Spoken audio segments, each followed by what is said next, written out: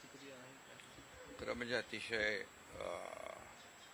मनाला वेदना देणारी आणि मनाला चटका लावून जाणारी ही अतिशय दुर्दैवी घटना आज महाराष्ट्रात घडली आहे.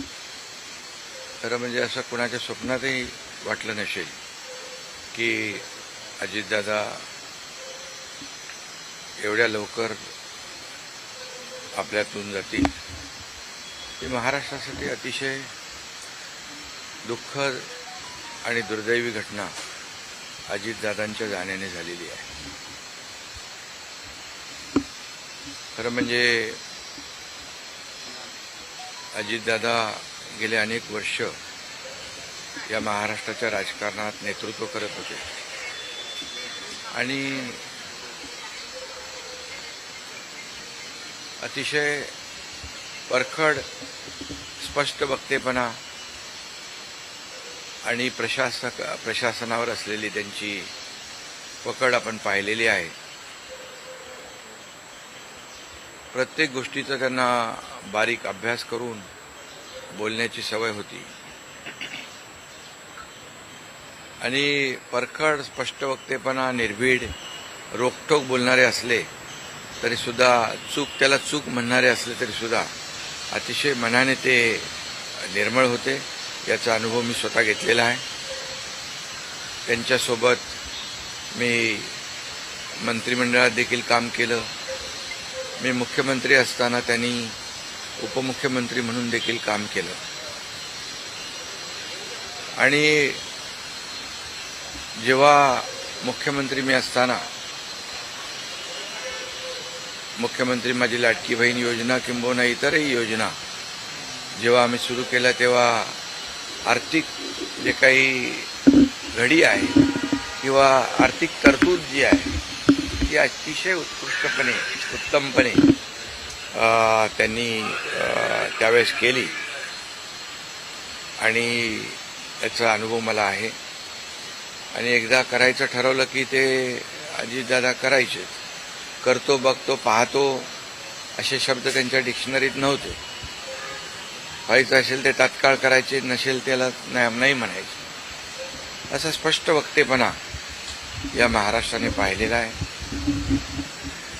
मी असेन, मुख्यमंत्री देवेंद्रजी असतील, अजितदादा असतील, आम्ही टीम म्हणून काम केलं, टीम म्हणून काम करतो. आमच्या वेळाही कामाच्या वेगवेगळ्या, आम्ही पहाटे उशिरापर्यंत काम करतो. अजितदादा पहाटे लवकर काम सुरू करतात, देवेंद्रजी दिवसभर काम करतात. आणि अजितदादांनी 6-6 वाजता देखील अपॉइंटमेंट दिलेल्या अधिकाऱ्यांनी आणि लोकप्रतिनिधींनी पाहिलेल्या आहेत. अतिशय वेळेचं महत्त्व आणि वेळेचं भान ठेवणारा नेता हरपलेला आहे. खरं म्हणजे काल परवाच आमची एका कार्यक्रमामध्ये भेट झाली. सरन्यायाधीश आपले भारताचे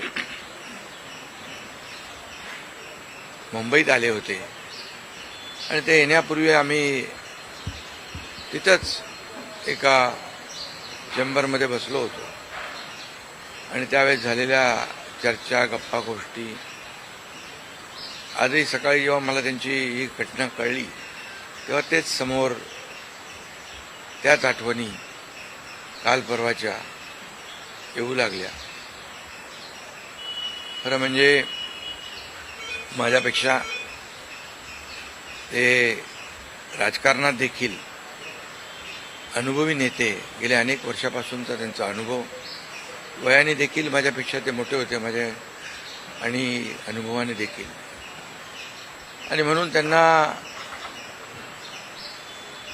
राज्यातल्या अनेक विषयांचा गाढा अभ्यास होता. अनेक विभाग त्यांनी हाताळले होते. याचा राज्याला फायदा होत होता. मंत्रिमंडळात देखील ज्यावेळेस काही विषय यायचे त्यावेळेस आपल्या राज्याची आर्थिक परिस्थिती अशी आहे, आपल्याला सर्वांना काटकसर करावी लागेल, अशी अगदी निर्भीडपणे सांगणारे अजितदादा देखील आम्ही अनुभवलेत. शिस्तीचा नेता म्हणूनही आम्ही अनुभवलेला आहे. आणि त्यामुळे त्यांच्या जाण्याने फक्त पवार कुटुंबियांचंच नाही तर संपूर्ण महाराष्ट्राचं न भरून येणारं नुकसान झालेलं आहे. आणि माझ्यापेक्षा वयाने मोठे असल्यामुळे एक जी काय आमची गेल्या अनेक वर्षापासूनची जवळीक निर्माण झाली होती, त्यामुळे राजकारणातले आम्ही तिघजण एक टीम म्हणून काम करत असलो तरीसुद्धा एक मोठा भाऊ हरपल्याची गेल्याची भावना देखील, दुःख देखील माझ्या मनामध्ये आहे. आणि मी त्यांना भावपूर्ण आदरांजली अर्पित करीत असतानाच मनामध्ये फार दुःखाच्या भावना आहेत. त्यांचं कुटुंब हे दुःख पचवण्याची क्षमता, डोंगरा एवढं दुःख आहे, ही क्षमता ईश्वराने त्यांना प्रदान करावी. कुटुंबाचंच नाही तर संपूर्ण महाराष्ट्राचं झालेलं आहे नुकसान.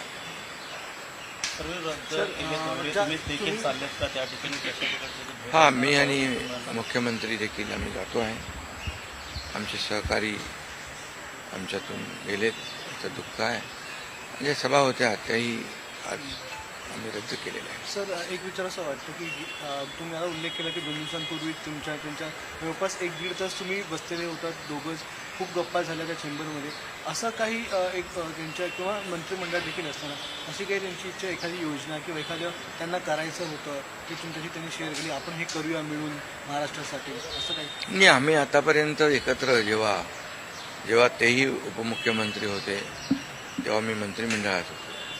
मी मुख्यमंत्री असतानाही उपमुख्यमंत्री होते. आता देवेंद्रजी मुख्यमंत्री होते. आम्ही जे काही निर्णय आम्ही घ्यायचो ते निर्णय मिळूनच घ्यायचो. आणि मग एकदा एखादी सूचना आली की मग त्याला तिघांनी बळ देऊन ते पूर्ण करायचं. अजितदादा देखील एकदा कधी असंही म्हणायचे की आपली आर्थिकता, आपली जी काही अर्थव्यवस्था महाराष्ट्राची आहे, काही नवीन योजना केल्यामुळे आपल्याला काटकसर करावी लागेल, पण जेव्हा काही निर्णय आपल्याला घ्यावेच लागतील त्यावेळेस मात्र ते मागे हटत नव्हते. आणि याचा अनुभव देखील आम्ही घेतलेला आहे. न भरून निघणारे पोकळी सातारा असेल, पश्चिम महाराष्ट्र या ठिकाणी देखील कशा प्रकारची तुम्ही पोकळी भरून काढणार आहे? नाही, यामध्ये साताराच नाही आहे तर त्यांचं जे असलेलं जे काही अनुभव आहे हा महाराष्ट्रासाठी होता. त्यांनी प्रतिनिधित्व केल्यामुळे मला वाटतं फार मोठं नुकसान झालेलं आहे, न भरून येणार. शेवटचा प्रश्न, जे काय जसा हा जो विमान अपघात झाला ज्या प्रकारे, काय वाटतं याची चौकशी व्हायला हवी आणि येणाऱ्या काळामध्ये असे अपघात होऊ नयेत, त्यामुळे बिलकुल याची शेवटी आमच्या सहकार्याचा जीव याच्यामध्ये गेला आहे. 6 लोक मृत्युमुखी पडलेले आहेत. त्यामुळे या विमान अपघाताची चौकशी नक्कीच व्हायला पाहिजे, नक्कीच होईल. कारण यापुढे देखील अशा प्रकारचे अपघात होता कामा नये, यासाठी हे गरजेचं आहे आणि त्यासाठी त्याची चौकशी देखील होईल. थोडक्यात हिंदीमध्ये सर, क्या कहोगे? अजित पवार जी का निधन हो गया. बहुत ही आज महाराष्ट्र के लिए एक काला दिन कहूँ, एक दुर्भाग्यपूर्ण घटना कहूँ, एक दुखद घटना कहूँ, ऐसी घटना जो हर एक के एक दिल को दुखाने वाली घटना आज महाराष्ट्र में घटी है. हमारे सहयोगी अजीत दादा पवार जी का प्लेन एक्सीडेंट में दुर्दैवी मृत्यु हुई है. ये हमारे लिए बहुत ही बेहद दुखद है और महाराष्ट्र के लिए भी दुखद है, उनके परिवार के लिए तो बहुत ही दुखद है. और अजीत दादा एक स्पष्ट वक्ता के रूप में जाने जाते थे, एक रोक टोक बोलने वाले. देखता हूँ, करता हूँ, ऐसे शब्द उनके डिक्शनरी में नहीं थे. जो होना है वो तुरंत करते थे, जो नहीं होना है उसे साफ ना कहते थे. लेकिन वो कड़े शब्दों में कहते भी, लेकिन मन के बहुत अच्छे थे. और इसका अनुभव मैंने लिया है। उनके उप मुख्यमंत्री कार्यकाल में मैंने मंत्री के रूप में काम किया। मैं मुख्यमंत्री था तभी उन्होंने उप मुख्यमंत्री के रूप में काम किया। आज देवेंद्र जी मुख्यमंत्री है, उनमें भी हम दोनों ने उप मुख्यमंत्री के रूप में काम किया है। हम टीम बनकर काम कर रहे थे, महाराष्ट्र को आगे बढ़ा रहे थे। इसमें एक हमारा टीम वर्क था और मेरा काम करने का तरीका जैसे देर रात तक काम करता था। अजीत दादा जल्दी सुबह उठकर उनकी शुरुआत होती थी। देवेंद्र जी भी दिन भर काम करते और सुबह उन्होंने 6 बजे अपॉइंटमेंट दी हुई, ये भी इस राज्य के अधिकारियों को पता है। एक समय को बहुत ही महत्व देने वाले, एक कद्दावर, बहुत ही कर्मठ नेता जो है, समय सूचकता रखने वाले नेता जो है, ये नेता हमारे में से अभी नहीं रहे और ये हमारा और महाराष्ट्र का, उनके परिवार का बहुत काफ़ी बड़ा नुकसान हुआ है। उनको कई अलग अलग विभाग जो है उन्होंने काम किया, उस पर उनको अनुभव था। हर एक विभाग की जानकारी लेके वो अपना स्टेटमेंट करते थे, अपना निर्णय लेते थे। मैं मुख्यमंत्री था तब लाडली बहन योजना या कई योजनाएं हमने तीनों ने मिलकर टीम बनकर शुरू कर दी। उसमें भी अजीत दादा ने बहुत ही योगदान दिया हुआ है। और जैसे अर्थव्यवस्था जो है हमारी महाराष्ट्र की, वो उसके बारे में भी कभी कभी बहुत ही रोक टोक मंत्रिमंडल में उन्होंने बताया भी कि हमारी परिस्थिति ऐसी है, हमें कुछ यहाँ इसमें जोड़ तोड़ करनी पड़ेगी। लेकिन जब जो चीज़ करनी ही है, जो समाज के लिए आवश्यक है, उसमें कभी भी उन्होंने हाथ पीछे नहीं खींचा।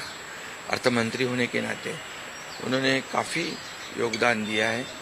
मेरे से वो राजनीति में भी अनुभवी थे और उम्र से भी मेरे बड़े थे। एक टीम हमारी थी, एक टीम का एक हिस्सा अभी नहीं रहा है और एक बड़ा भाई हमारे में से गया है, ऐसी भी हमारी भावना है। इसलिए मैं उनको बहुत